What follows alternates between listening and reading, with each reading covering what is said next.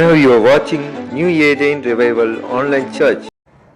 கிறிஸ்துக்குள் அன்பானவர்களே, நம் ஆண்டவராகிய இயேசு கிறிஸ்து நாமத்தில் உங்கள் அனைவரும் சந்திப்பதிலே நாம் பெரும் மகிழ்ச்சி அடைகிறேன். இன்றைக்கான தினவசனம் கொலோசியர் 3 அதிகாரம் 14 இறைவசனம். இவை எல்லாவற்றின் மேலும் பூரண சற்குணத்தின் கட்டாகிய அன்பை தரித்துக் கொள்ளுங்கள், கர்த்தருக்கு மகிமை உண்டாதாக.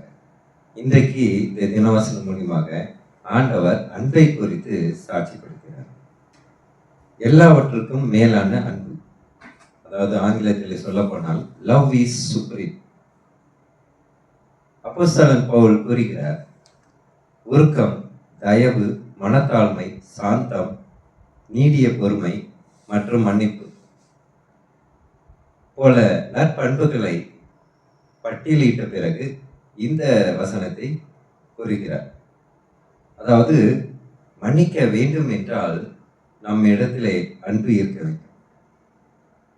வெறுமனையாக நாம் வெறும் வாயிலே ஒரு மன்னிப்பை ஏறெடுத்து விட்டு, ஆனால் நம் ஆழமான மனதிலே மன்னித்து இருக்க மாட்டோம்.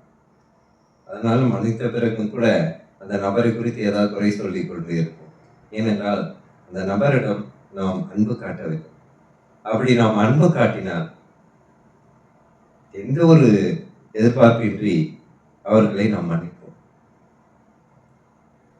கிறிஸ்தவ வாழ்க்கையில் மிக உயர்ந்த ஆடை என்று சொன்னால் அது அன்பு மட்டும். இன்றைக்கு நாம் புதிதாக ஒவ்வொரு நாளும் புதிதாக ஒரு ஆடைகளை உடுத்துகிறோம். அந்த ஆடையானது எப்படி இருக்குது? சுத்தமாக இருக்கிறது.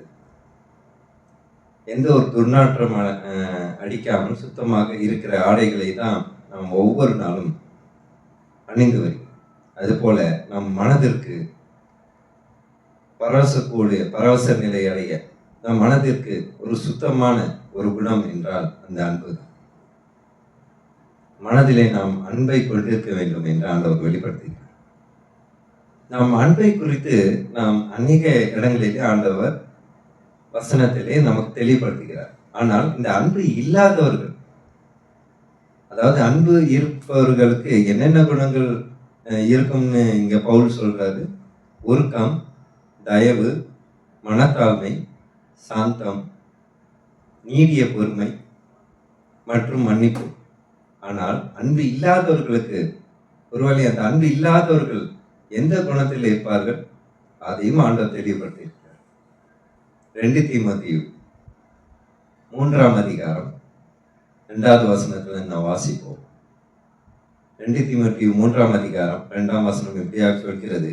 எப்படி எனில், மனுஷர்கள் தற்பிரியராயினும் பணப்பிரியராயினும் வீம்புக்காரராயினும் அகந்தை உள்ளவர்களாயினும் தூஷிக்கிறவர்களாயும் தாய் தகப்பன்மாருக்கு கீழ்ப்படியாதவர்களாயும் நன்றி அறியாதவர்களாயும் பரிசுத்தம் இல்லாதவர்களாயும் சுபாவ அன்பில்லாதவர்களாயும் இணங்காதவர்களாயும் அவதூறு செய்கிறவர்களாயும் இச்சை அடக்கம் இல்லாதவர்களாயும் கொடுமை உள்ளவர்களாயும் நல்லோரை பகைக்கிறவர்களாயும் துரோகிகளாயும் துணிகரம் உள்ளவர்களாயும் இருமாப்புள்ளவர்களாயும் தேவ பிரியராயிராமல் சுகபோக பிரியராயும் தேவ பக்தியின் வேஷத்தை தரித்து அதன் பலனை மறுதளிக்கிறவர்களாயும் இருப்பார்கள்.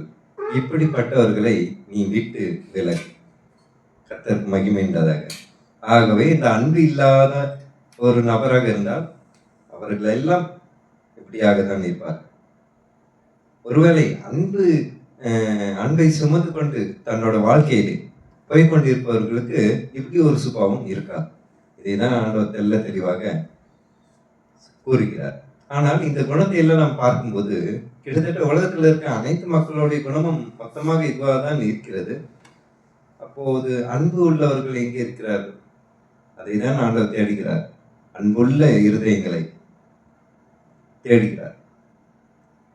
நல்ல உதவும் மனப்பான்மை உள்ள மக்களை தேடுகிறார். இந்த ஊழியத்தின் மூலியமாக கூட அந்த வேலையை சிறப்பாக செய்கிறார். எங்கெல்லாம் அன்பு இருக்கிறதோ, அன்புள்ள மக்கள் இருக்கிறார்களோ, அவர்களை இந்த ஊழியத்தின் மூலியமாக கண்டறிந்து வருகிறார். கிறிஸ்துவுக்கு பிரியமானவர்களே, அப்போது அன்பு இல்லாதவர்களுக்கு என்ன சுபாவம் இருக்குன்னா, இந்த 2 தீமோத்தேயு 3 அதிகாரத்திலே 2 to 5 வசனங்களை வாசித்தால் உங்களால் புரிந்து கொள்ள முடியும். அடுத்ததாக அன்பை தரித்துக் கொள்ளுங்கள். இந்த தரித்துக் கொள்ளுங்கள் என்பது இந்த ஜீவனுள்ள வார்த்தைக்கான அர்த்தம் என்ன, ஆழமான கருத்து என்ன? கிரேக்க வார்த்தையானது இந்த மொழிபெயர்க்கும் போது தரித்துக் கொள்ளுங்கள் என்று சொல்கிறார்.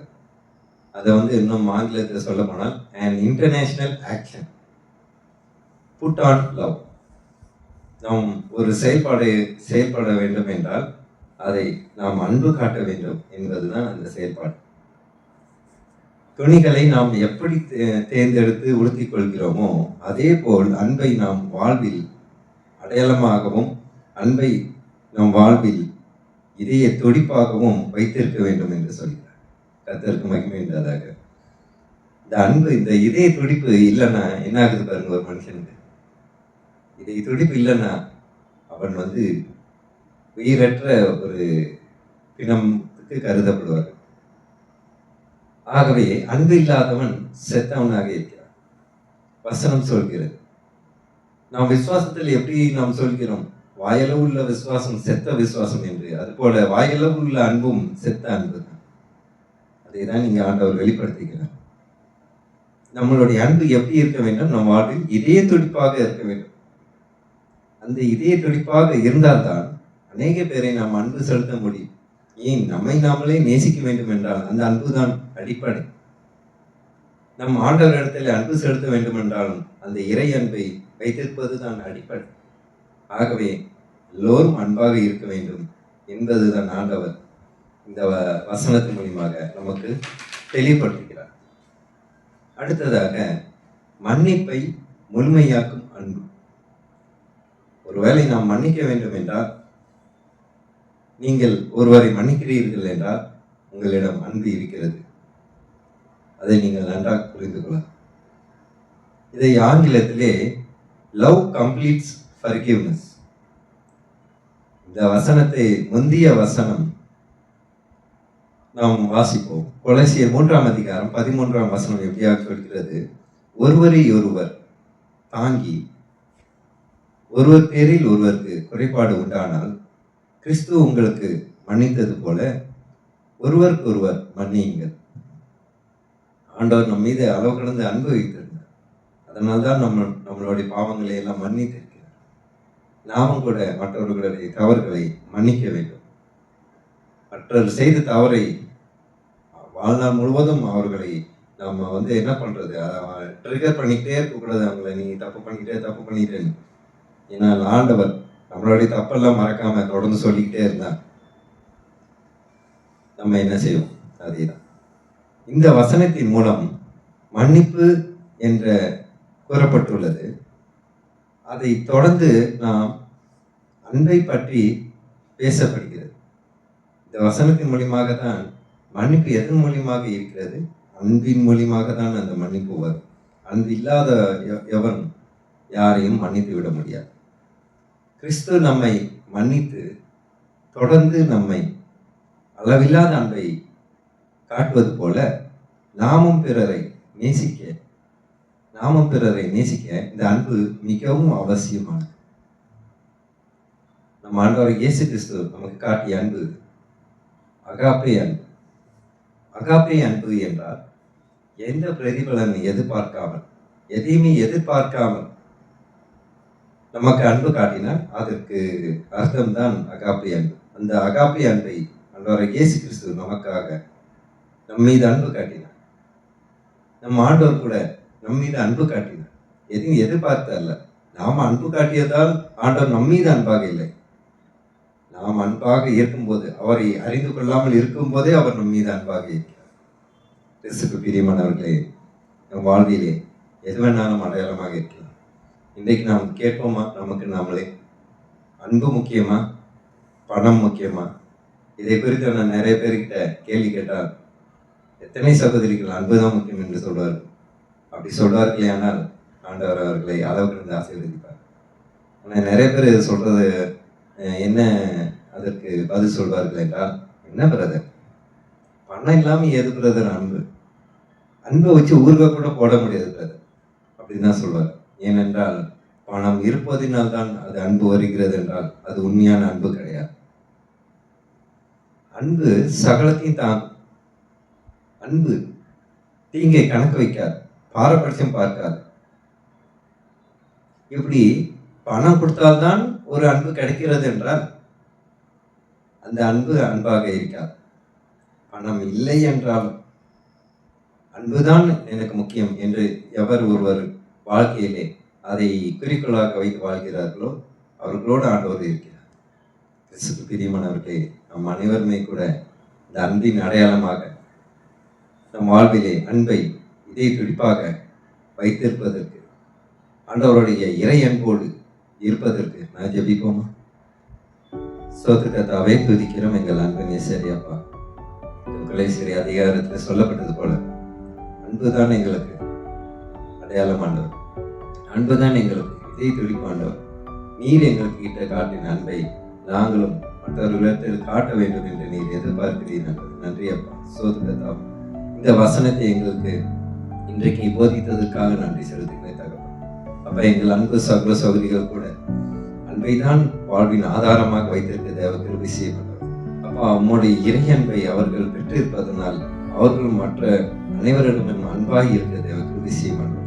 அவங்க குடும்பத்தில் இருக்கும் அனைவரிடமும் அன்பாய் இருப்பதற்கு தேவ கிருபை செய்யப்பட்டவர்.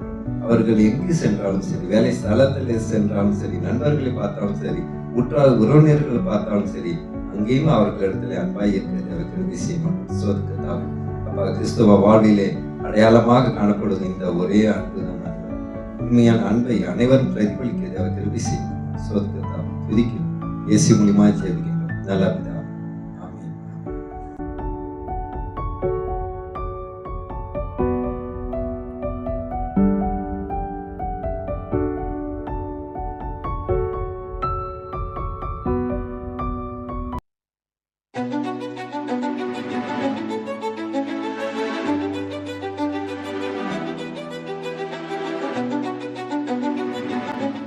Now you are watching New Eden Revival Online Church.